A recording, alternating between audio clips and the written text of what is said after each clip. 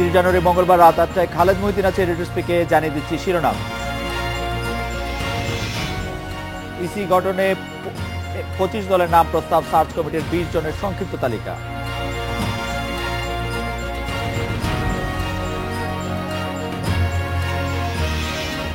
রাষ্ট্রপতির ইসি মানবে আওয়ামী লীগ, শক্তিশালী কমিশন চায় বিএনপি।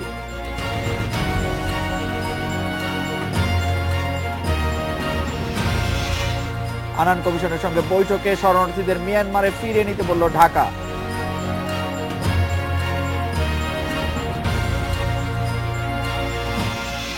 রাজনৈতিক দলগুলোর কাছ থেকে পাওয়া 125 নামের মধ্যে থেকে 20 জনের সংক্ষিপ্ত তালিকা করেছে সার্চ কমিটি। তবে তালিকায় সংযোজন বিয়োজন হতে পারে। আরও নতুন নির্বাচন কমিশন গঠনের জন্য নাম যাচাই বাছাই শেষে 8 ফেব্রুয়ারির মধ্যে 10 জনের তালিকা বঙ্গভবনে পাঠাবে কমিটি।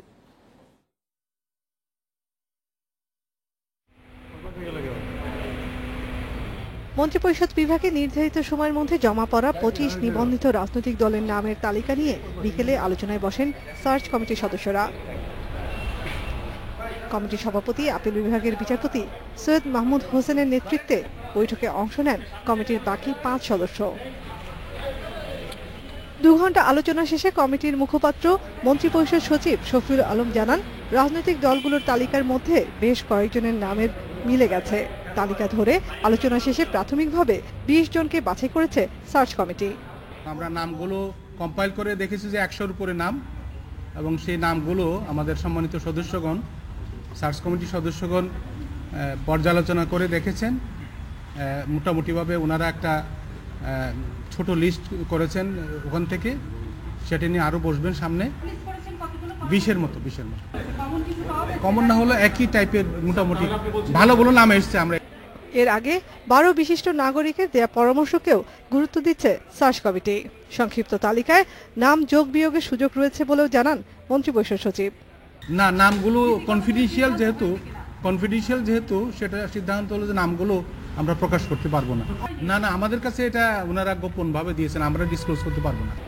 মন্ত্রিপরিষদ বিভাগ জানায়, নির্ধারিত সময়ের পরে সন্ধ্যার দিকে নামের তালিকা দেয় বিকল্পধারা। তবে প্রস্তাব কমিটির আলোচনায় আসেনি।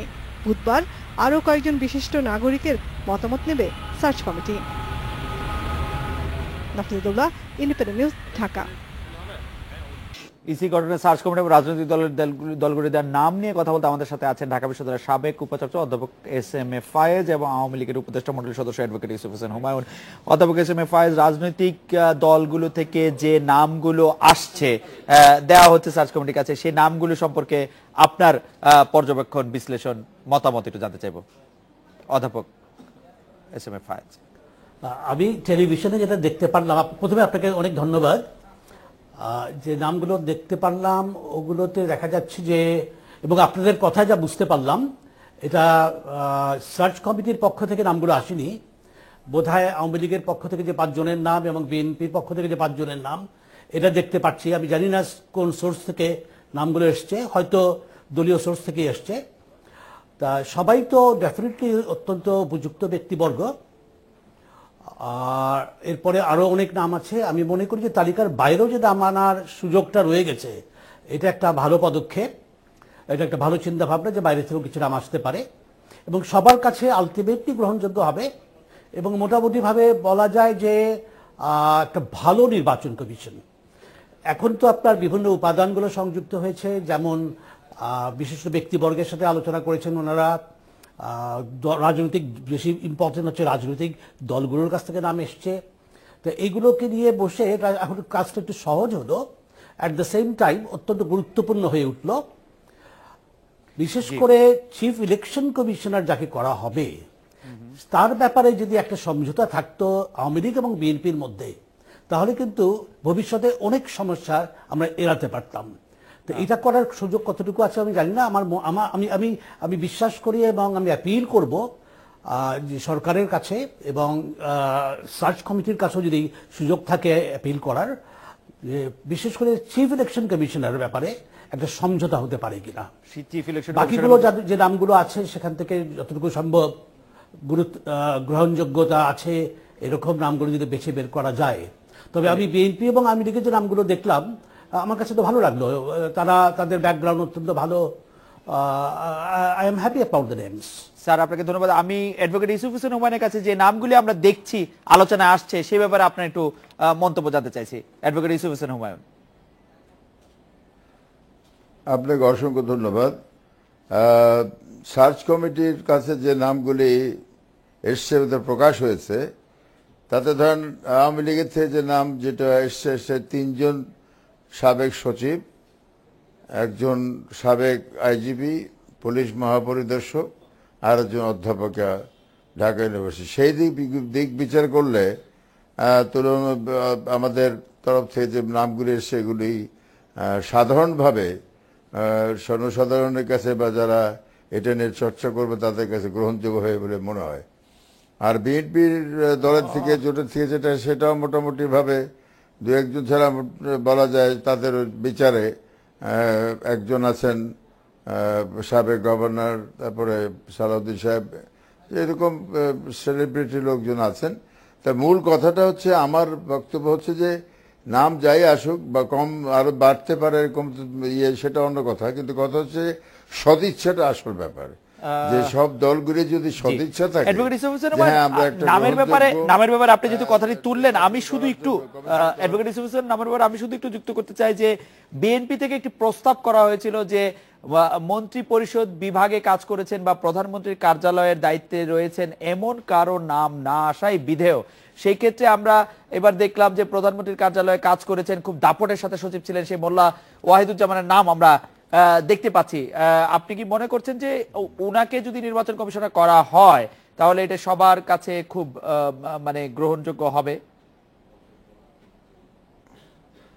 আমি এখানে বলতে চাই তারা অবসরপ্রাপ্ত, তারা কি ভূমিকা রেখেছেন তাদের কর্মজীবনে সেটা একটা দিক, তাদের প্রফেশনাল। কিন্তু আমার দৃষ্টিতে তাদের মেধা, অভিজ্ঞতা এবং জ্ঞান এইগুলিও কিন্তু সঙ্গে সঙ্গে বিচার করতে হবে। যেহেতু প্রশাসনিক কাজ তারা করবেন সেহেতু তাদের মেধা, তার হেড এন্ড হার্ট এইসবগুলি, যেহেতু তারা মেধা এবং দক্ষতা নির্বাচন করতে হবে।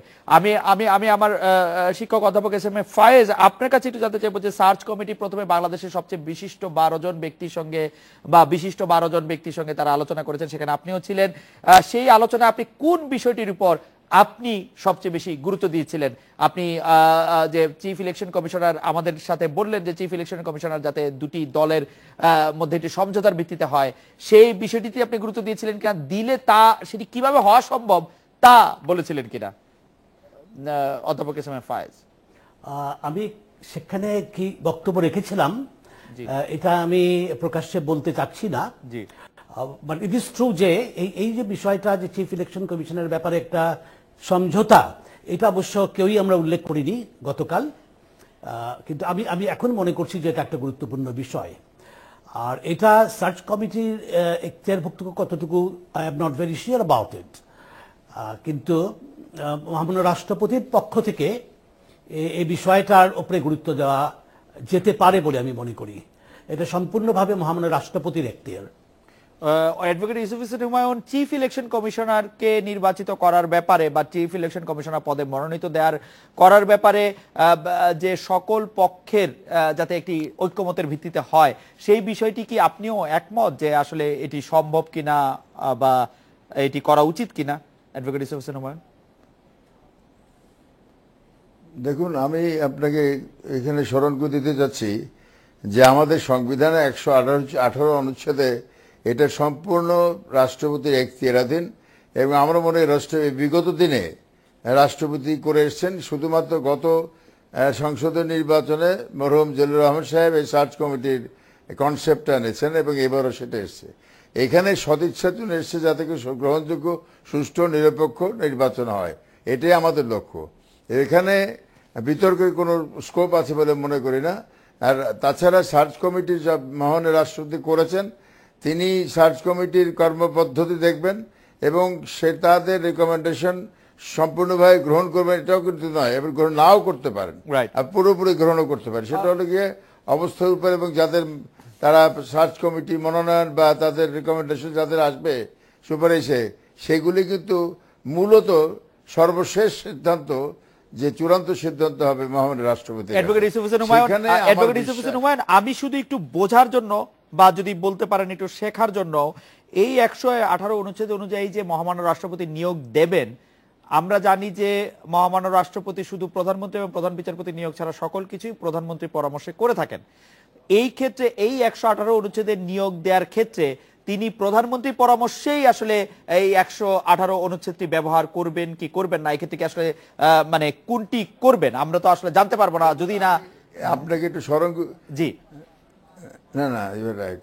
আমি এখানে আপনার স্মরণ করে দিতে চাচ্ছি যে মাননীয় প্রধানমন্ত্রী এবং দলীয় প্রধান আওয়ামী লীগের তিনি কিন্তু বেশ অনেকদিন আগে সার্চ কমিটির বহু আগেই বলেছেন যে এটা যেহেতু মহামান্য রাষ্ট্রপতি একান্ত এখতিয়ার, এই ব্যাপারে উনি যা করবেন সেটা তিনি মেনে নেবেন। কাজে এখানে মাননীয় প্রধানমন্ত্রীর এখানে হস্তক্ষেপ বা কোন রকমের প্রভাব খাটাবার কোন স্কোপ আছে অ্যাডভোকেট ইউসুফ হোসেন হুমায়ুন মাননীয় প্রধানমন্ত্রী কি বলেছিলেন একক এখতিয়ার? আমি যতদূর জানি তিনি বলেছিলেন যে এখতিয়ারভুক্ত, মহামান্য রাষ্ট্রপতির এখতিয়ারভুক্ত বিষয়টি মহামান্য রাষ্ট্রপতির এখতিয়ার, একক এখতিয়ার। কথা হলো একই কথা কি হলো না, এখন এই ব্যাখ্যা করলো একই হলো, এখতিয়ারভুক্ত আর একক রাষ্ট্রপতি দুজন না তো একজনই তো।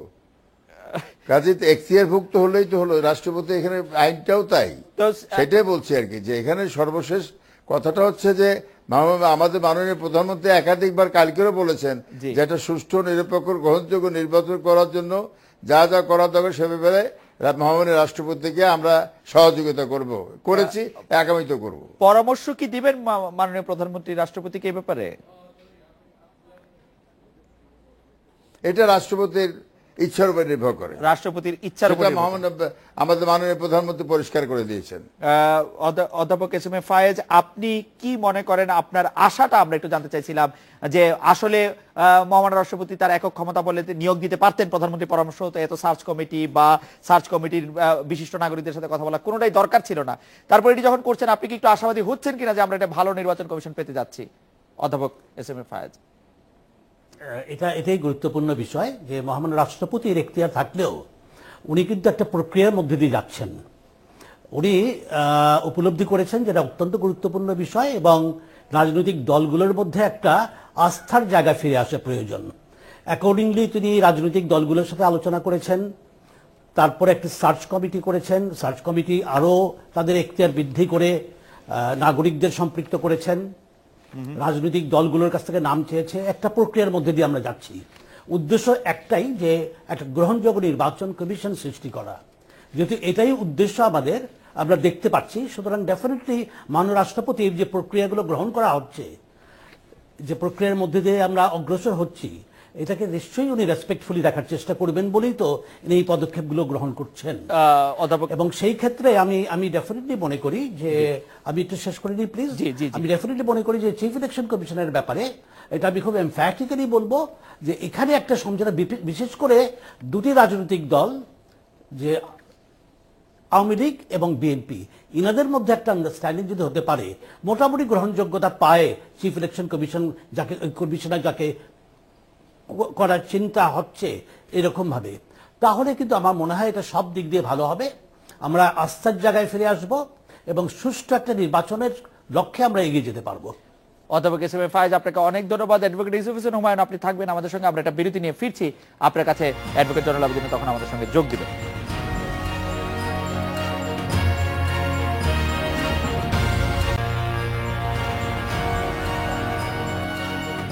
বিএনপি চেয়ারপারসন উপদেষ্টা অ্যাডভোকেট জয়নুল আবেদিন আমাদের সঙ্গে যোগ হয়েছেন। অ্যাডভোকেট ইউসুফ হোসেনের সাথে আরো যোগ দিয়েছেন বার্তা কক্ষ থেকে আমাদের স্পেশাল করেসপন্ডেন্ট নাফিজা দৌলা। আমি অ্যাডভোকেট জয়নুল আবেদিন আপনার কাছ থেকেই প্রথমে জানতে চাইবো যে অনুসন্ধান কমিটির আহ্বানে সাড়া দিয়ে নির্বাচন কমিশনার হিসাবে রাজনৈতিক দলগুলো যে 5টি করে নাম জমা দিয়েছে, যে নামগুলি আমরা সামনে আসতে দেখছি, সেই নামগুলি সম্পর্কে আপনার ভাবনা বা আপনার পর্যবেক্ষণ কি? কেমন নাম পাচ্ছি আসলে আমরা? খালেদ, প্রথম কথা হচ্ছে আপনি তো জানেন আমি কিন্তু এখন উপদেষ্টা না, আমি ভাইস চেয়ারম্যান। আমি এটা ভুল করেছি, আমাদের এটা ভাইস চেয়ারম্যানই লেখা যাচ্ছে স্ক্রিনে, আমি উপদেষ্টা বলে ভুল করেছি, মাফ করবেন। জি বলেন। আচ্ছা, এখন প্রশ্ন হচ্ছে যে আপনি যে কথা বলেছেন যে ইলেকশন কমিশন সম্পর্কে, জি প্রসেসটা আমার মনে হয় যে খুব দ্রুত এগিয়ে যাচ্ছে। এখন ইলেকশন কমিশন নিয়ে কিন্তু দীর্ঘদিন থেকেই কথাবার্তা হচ্ছে। এটা আপনি আরো অনেকবার আপনার ওখানেও আমি বলেছি এবং বিভিন্ন মিডিয়াতেও বলেছি যে বাংলাদেশ জাতীয়তাবাদী দলের চেয়ারপারসন প্রাথমিক অবস্থায় 13 দফা একটি প্রস্তাব দিয়েছিলেন। তো সেই 13 দফার প্রস্তাবের সূত্র ধরে রাষ্ট্রপতি ইজ কাইন্ড এনাফ যে তিনি অনেকগুলো রাজনৈতিক দলের সাথে আলাপ আলোচনা করেছেন এবং আলাপ আলোচনা করে একটি সার্চ কমিটি করেছেন এবং সেই সার্চ কমিটি আপনার এই 2-3 দিনের মধ্যে অনেকগুলো পদক্ষেপ গ্রহণ করেছেন এবং সর্বশেষ পদক্ষেপ যেটা নিয়েছেন সেটা হচ্ছে যে এই সুশীল সমাজ নাগরিক ফোরাম তাদেরকে সাথে আলোচনা করেছে এবং নামগুলো নিয়েছে। নামগুলো নিয়ে আমি একটু আগে যেটা জানতে পারলাম সেখান থেকে 20 জনের নাম তারা সিলেক্ট করেছে। অ্যাকচুয়ালি কাদের নাম সিলেক্ট করেছে আমরা সেটা জানি না এখনো, তবে এখানে মূল বিষয়টি হচ্ছে যে এই নামগুলো পাঠাবেন রাষ্ট্রপতির কাছে। এখন সেখানে রাষ্ট্রপতি এই নামের থেকে কি কি নাম তিনি বেছে নেবেন এটার জন্য আমাদেরকে অপেক্ষা অবশ্যই করতে হবে। অ্যাডভোকেট জয়নুল আবেদিন, আপনার কাছে আমি আবার আসবো যে নাফিজা দৌলা, আজকে বিএনপির পক্ষ থেকে যারা নাম দিতে নির্বাচন কমিশনে গিয়েছিলেন বা আওয়ামী লীগের পক্ষ থেকে যারা নাম দিতে নির্বাচন কমিশনে গিয়েছিলেন তাদের সাথে কথা বলে আপনার কি মনে হলো? তারা কি আশা করছেন যে তারা যেসব নাম দিচ্ছেন সেই সব নামগুলি রাষ্ট্রপতির কাছে বিবেচনার জন্য যাবেন, বা তাদের আশাটা আসলে কি রকম? নাফিজা। খালেদ, মূলত এই দুটি বড় রাজনৈতিক দল কিন্তু যে নামগুলো প্রস্তাব করেছেন 5 জন করে, তারা বিশ্বাসী করেন যে যোগ্য, নিরপেক্ষ এবং নির্দলীয় ব্যক্তির নাম দিয়েছেন। তবে তারা এই ধরনের কোনো আশা নেই যে তাদের 5টি যেটি নাম আছে সেই নামগুলোই 5 জনের নামই রাষ্ট্রপতির কাছে যাবে বা সার্চ কমিটি সেই ধরনের সুপারিশই করবে। তাদের পক্ষ থেকে বলা হচ্ছে যে যেই ব্যক্তিগুলো যোগ্য এবং নির্বাচন আগামী 2019 সালের যেই নির্বাচনটি আছে, যেটির দিকে দেশ সহ সব রাজনৈতিক দলগুলো তাকিয়ে আছে, সেই নির্বাচন যাতে অবাধ, সুষ্ঠু, নিরপেক্ষ হয় সেই ধরনের একজন শক্ত এবং দায়িত্ববান এবং সততার সাথে কোনো ধরনের রাজনৈতিক ছায়া নেই সেই ধরনের ব্যক্তিকেই রাষ্ট্রপতির কাছে সুপারিশ করা হবে সার্চ কমিটির পক্ষ থেকে। তারা এরূপটি আশা করছেন। অ্যাডভোকেট ইউসুফ হোসেন হুমায়ুন, অ্যাডভোকেট জয়নুল আবেদিন একটু সংশয় রাখছেন যে কোন নামগুলি আসলে মহামান্য রাষ্ট্রপতির কাছে যাবে, সেই ব্যাপারে তার একটু দ্বিধা থেকেই যাচ্ছে। অনেক কিছু আমার বিবেচনায় এই নির্বাচন কমিশন গঠন নিয়ে যতগুলি স্তর পার হয়েছে, যতগুলি প্রক্রিয়া করা হয়েছে, তার কোনোটি না করলেও চলতো, তারপরও আমরা দেখছি না যে আমরা খুব আস্থা বা ভরসা পাচ্ছি। এর কারণ কি বলে আপনি মনে করেন অ্যাডভোকেট ইউসুফ হোসেন হুমায়ুন? আমি যদি আমার কথা বলে, আমি বিএনপি করি না, কিন্তু আমারও খুব বেশি ভরসা করতে পারছি না। আমরা আরেকটু কিভাবে আস্থা পেতে পারি? দেখুন, আমি এখানে স্পষ্ট করে বলতে চাচ্ছি যে মহামান্য রাষ্ট্রপতি যে সার্চ কমিটি প্রথম করেছেন সেই কমিটির তারা আমরা জানি। সেটা নিয়ে খুব বিতর্কিত কোনো ব্যক্তি আছে বলে প্রশ্নবিদ্ধ সেভাবে হয়নি। এরপরে সার্চ কমিটি প্রথম বৈঠকের পরে 12 জন বিশিষ্ট নাগরিকদের নিয়ে কালকের সুপ্রিম কোর্ট হাইকোর্ট বিভাগের জাজেস লাউঞ্জে বসছিলেন। এই যে 12 জনের নাম আছে, আমরা যদি চক্ষু বন্ধ করে নিরপেক্ষভাবে চিন্তা করি তাহলে দেখবেন এরা কিন্তু গ্রহণযোগ্য সমাজের কাছে মোটামুটিভাবে। তাদের সততা, দৃঢ়তা, তাদের মনোভাব সবকিছু মিলিয়ে কিন্তু এই ব্যাপারটা উনি সার্চ কমিটি সিলেকশন করেছে। কাজে ধাপে ধাপে যেভাবে এগিয়ে যাচ্ছে সেই দিক দিয়ে বিচার বিশ্লেষণ করে আমার মনে হয় জয়নুল আবেদিন সাহেবের ভিতরে যে সংশয় আছে সেই সংশয়টা কেটে যাবে, এটা আমার বিশ্বাস।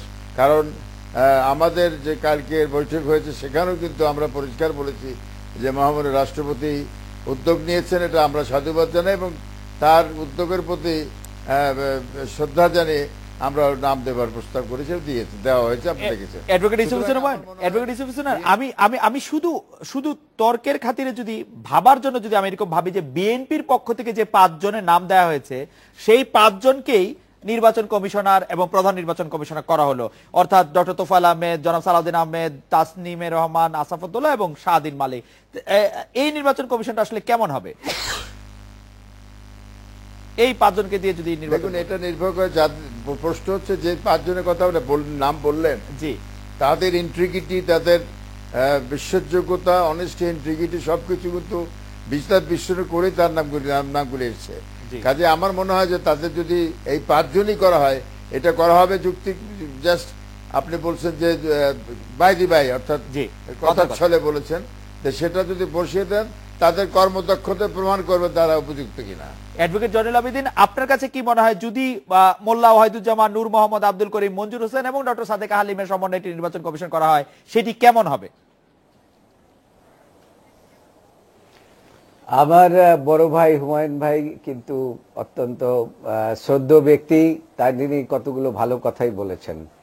এখন সার্চ কমিটির যিনি প্রধান চেয়ারম্যান, তিনি কিন্তু অ্যাপিল বিভাগের একজন জ্যেষ্ঠ বিচারপতি। তিনি অত্যন্ত ভালো বিচারপতি, এটা আমরা সকলেই জানি, এবং বিচারপতি নিয়ে কোনো কথা আমরা বলছি না। তাদের ওত পড়েছেন সংবিধান রক্ষার জন্য এবং দেশে আইনের শাসন দেওয়ার জন্য এবং বিচারের জন্য। এখানে মূল বিষয়টি হচ্ছে যে নামগুলো এসছে, এই নামগুলোকে অ্যাকোমোলেট করে 20 জনের নাম তারা সিলেক্ট করেছে। এই নামগুলো রাষ্ট্রপতির কাছে যাবেন। মূল বিষয়টি কিন্তু এই সার্চ কমিটির প্রধানই যে নাম দিয়েছেন এইটাই রাখবেন। আজকে কিছু কথাবার্তা আমরা শুনেছি যে এটাও রাখতে পারেন, আবার রাষ্ট্রপতি ইচ্ছা করলে বাইরে থেকেও আনতে পারেন। সেটি তো করতেই পারেন, কিন্তু অ্যাডভোকেট জয়নুল আবেদিন আমাদের অ্যাডভোকেট এসএফ হোসেন হুমায়ুন কিন্তু একটি সরাসরি প্রশ্নের উত্তর দিয়েছিলেন। এই 5 জন হলে আপনি এর মধ্যে থেকে আপনি একটু মনোভাব জানতে চাইছিলাম, যদি মোল্লা ওয়াহিদুজ্জামান, নূর মোহাম্মদ, আব্দুল করিম, মঞ্জুর হোসেন এবং ডক্টর সাদেকা হালিমের একটি কমিশন হয়। না, আমি ঠিক আমার বড় ভাই হুমায়ুন ভাই যেভাবে বলছেন যে এইটা এদেরকে নিয়ে কমিশন হয়, যদি হয়, আমি এই যদির খালেদ আপনাকে ধন্যবাদ, আমি এরকম যদির কোনো সরাসরি উত্তর আমি দিতে চাই না। তার কারণ এটা যে জিনিসটা হবে না, আমি মনে করি যে জিনিসটা হবে না হয়তো, তার কারণ হলো যে এরকম আমাদের দলের থেকে যে নামগুলা পাঠিয়েছে সেটাই যে সব গ্রহণ করবে এইটাও যেমন আমি বিশ্বাস করি না, আর আপনি যে প্রস্তাবগুলো দিয়েছেন এইটাই যে হবে এটাও আমি বিশ্বাস করি না। তবে বিষয়টি হচ্ছে এই সরকারের এবং মাননীয় প্রধানমন্ত্রী সকলের একটা সদিচ্ছা থাকতে হবে একটি শক্তিশালী নির্বাচন কমিশন গঠন করার জন্য। ধন্যবাদ। নাফিজা, আমি আপনার কাছ থেকে যেটি জানতে চাইবো যে কথা এর আগে অধ্যাপক এসএম এ ফায়েজ বলেছেন এবং অ্যাডভোকেট ইউসুফ হোসেন হুমায়ুন এবং অ্যাডভোকেট জয়নুল আবেদিনও যে কথা বলছেন যে সত্যিকার অর্থে একটি গ্রহণযোগ্য নির্বাচন করাটাই আসলে এখন উদ্দেশ্য, আপনারও সেরকমটি মনে হচ্ছে কিনা? এবং প্রধান নির্বাচন কমিশনার যিনি হবেন সেই ক্ষেত্রে সব দলের আপনি ঐক্যমত্যের একটি ছায়া বা প্রতিচ্ছবি দেখতে পাবেন কিনা? নাফিজাতুল্লাহ। খালেদ, আপনি জানেন আমরা যে সার্চ কমিটি দেখছি সেটি বেশ যাচাই বাছাই করে রাষ্ট্রপতির পক্ষ থেকে এই নামগুলো এসেছে এবং প্রধান বিচারপতি আপিল বিভাগের বিচারপতির নাম প্রস্তাব করেছেন এবং সেই মোতাবেকই কিন্তু গত বুধবার সার্চ কমিটি গঠন হয়েছে। আমরা কিন্তু যখন শফিউল আলমকে এই কথাটি বারবার জিজ্ঞেস করছিলাম যে এই সার্চ কমিটির মধ্য দিয়ে একটি নিরপেক্ষ শক্তিশালী নির্বাচন কমিশন গঠন হবে কিনা যার প্রতি সবার আস্থা আছে, তিনি কিন্তু বারবার বলছিলেন যে এই ব্যক্তিগুলোকে রাষ্ট্রপতি নিজে নিয়োগ দিয়েছেন, দায়িত্ব দিয়েছেন, নিঃসন্দেহে তারা এই দায়িত্বর যথাযথ সার্চ কমিটি তো সার্চ কমিটি, আমি নির্বাচন কমিশনারদের কথা বলছি। সার্চ কমিটির তো আর আয়ু কয়দিন, 8 ফেব্রুয়ারি পর্যন্ত। নির্বাচন কমিশনারদের কথা বলছি। আপনার কাছে কি মনে হয় যে প্রধান নির্বাচন কমিশনার পদে যিনি নিয়োগ প্রাপ্ত হবেন তিনি সবার আস্থাভাজন হবেন কিনা, বা তার সবার আস্থার প্রতিচ্ছবি হিসেবে তাকে নিয়োগ দেওয়া হবে কিনা? খালেদ, এই পর্যন্ত কিন্তু আমাদের কাছে বিভিন্ন জনের নাম আমরা বিভিন্ন মাধ্যম থেকে শুনতে পাচ্ছি। কোন ব্যক্তিকে নির্বাচন কমিশনের প্রধান নির্বাচন কমিশনার করা হবে সেই বিষয়টি কিন্তু এখনো নিশ্চিত না। 8 ফেব্রুয়ারি নির্বাচন কমিশনের বর্তমান নির্বাচন কমিশনের মেয়াদ শেষ হয়ে যাবে, তারপরে পরবর্তীতে নির্বাচন কমিশনের নতুন দায়িত্বে আসবেন। তো এই মুহূর্তে আমার মনে হয় না যে কোনো আমাদের এখনই বলার যথাযথ সময় এসেছে যে যেই ব্যক্তিকে দায়িত্ব দেওয়া হবে সেই ব্যক্তি যথাযথভাবে নির্বাচন কমিশনের দায়িত্ব পালন করবেন কিনা। যথাযথ দায়িত্ব পালন পরে আমরা চাইবো যে সবার আস্থাভাজন তিনি হন। নাফিজাতুল্লাহ, অ্যাডভোকেট জয়নুল আবেদিন এবং অ্যাডভোকেট ইউসুফ হোসেন হুমায়ুন, আপনাদের ধন্যবাদ। একটি বিরতি নিচ্ছি।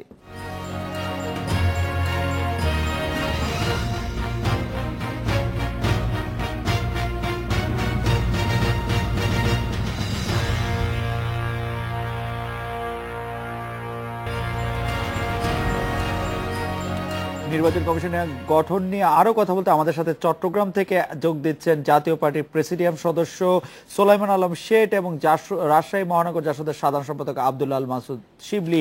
এই দুজনের সঙ্গে কথা বলার আগে আমরা 1 মিনিটের একটু বিরতি নিচ্ছি। নির্বাচন কমিশন গঠনে সোলাইমান আলম শেঠের কাছে জানতে চাইব, জাতীয় পার্টির চেয়ারম্যান একজন মেরুদণ্ড সম্পন্ন ব্যক্তিকে সিইসি পদে দেখতে চাইছেন। অনেকেই বলছেন গণতন্ত্রের জন্য ভালো হতো যদি আমরা একটা মেরুদণ্ড সম্পন্ন বিরোধী দল দেখতে পেতাম জাতীয় সংসদে। এই বিষয়ে আপনি কি বলবেন সোলাইমান আলম শেঠ?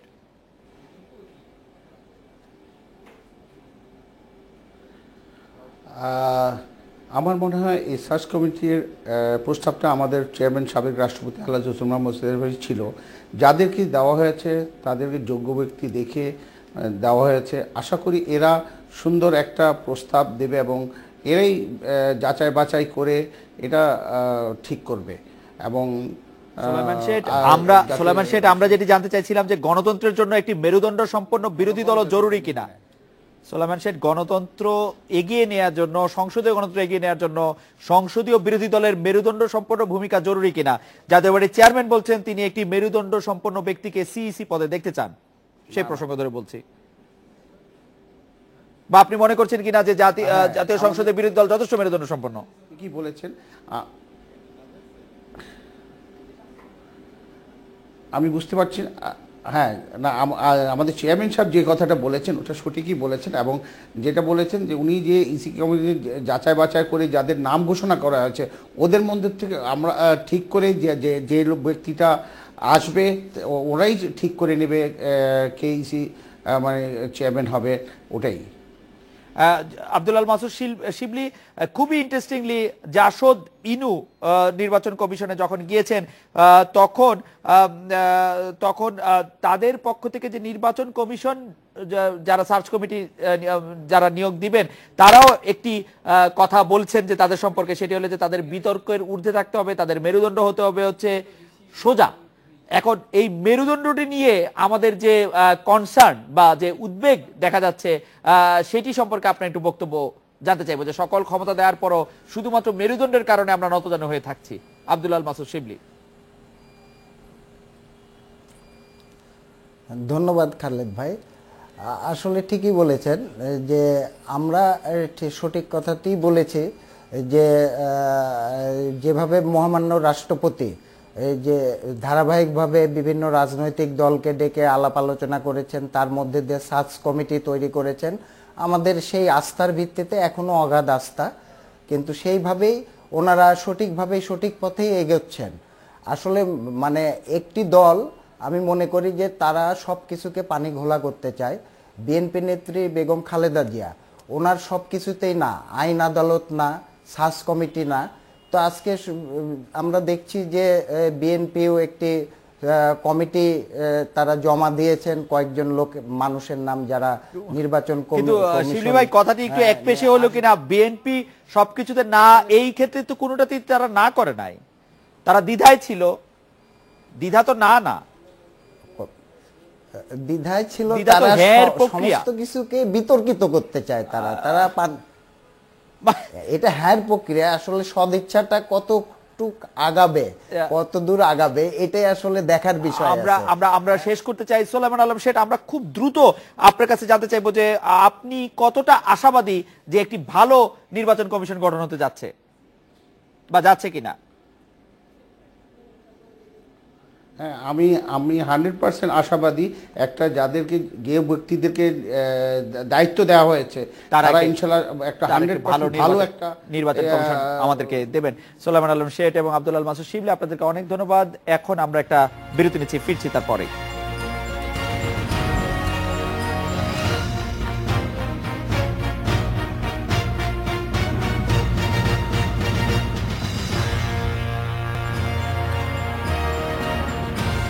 রোহিঙ্গা শরণার্থীদের মিয়ানমারে ফেরানোর উদ্যোগ নিতে কোফি আনান কমিশনকে অনুরোধ জানিয়েছে বাংলাদেশ। এ নিয়ে আমাদের সাথে কথা বলতে আছেন সহকর্মী আশিক হোসেন। কমিশনের সমন্বয়ক ঘাসান সালামিও জানিয়েছেন আইনের শাসনের অভাবে মিয়ানমারের রোহিঙ্গা সংকটটি হচ্ছে। বাংলাদেশও বলছে যে রোহিঙ্গাদের ফিরিয়ে নিতে মিয়ানমারে চাপ সৃষ্টি করার জন্য, সেই ক্ষেত্রে কমিশনের সদস্যরা কিভাবে সেটি ফিরিয়ে নেওয়া যায় বা নিতে হবে, তারা মিয়ানমারকে কোনো চাপ দিচ্ছেন কিনা সে ব্যাপারে আপনাদের কোনো কিছু বলেছেন কিনা? মূলত এই কমিশনের যে সদস্যরা 3 সদস্যের সদস্য বিশিষ্ট তারা যে বাংলাদেশে এসেছে গত শনিবারে, এবং এর গত 2 দিন কিন্তু তারা কক্সবাজারের বিভিন্ন রোহিঙ্গা ক্যাম্প পরিদর্শন করেছেন। এরপরে আজকে যেটা ছিল সকালে পররাষ্ট্র মন্ত্রীর সাথে প্রথমে তারা একটি বৈঠক করেন। সেখানে বাংলাদেশের যে অবস্থান রোহিঙ্গা ইস্যুতে সেটি পররাষ্ট্রমন্ত্রী তাদের কাছে তুলে ধরেন, এবং এরপরে অভিবাসন বিশেষজ্ঞ এবং সুশীল সমাজের প্রতিনিধিদের সাথে আসলে তারা বৈঠক করেন। সেখানে মূলত তারা বাংলাদেশের যে প্রস্তাবনাগুলো সেগুলো শুনেছেন, তারা কোনো মন্তব্য করেননি এই বিষয়ে। তারা কি করবেন বা কিভাবে প্রতিবেদনটি তৈরি করবেন সে বিষয়ে কোনো কথা বলেননি।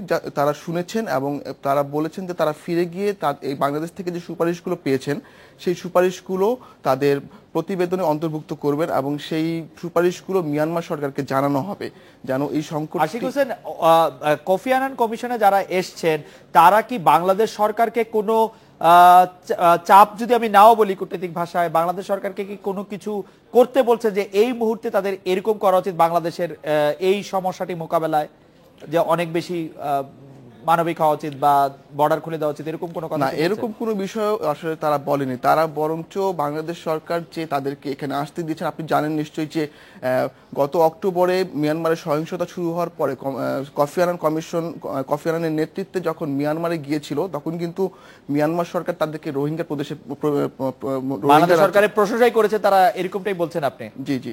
আশিক, আপনাকে অনেক ধন্যবাদ। এই ছিল আজকের রেডিও স্পিকে। আমন্ত্রণ আমাদের পরের আয়োজনে।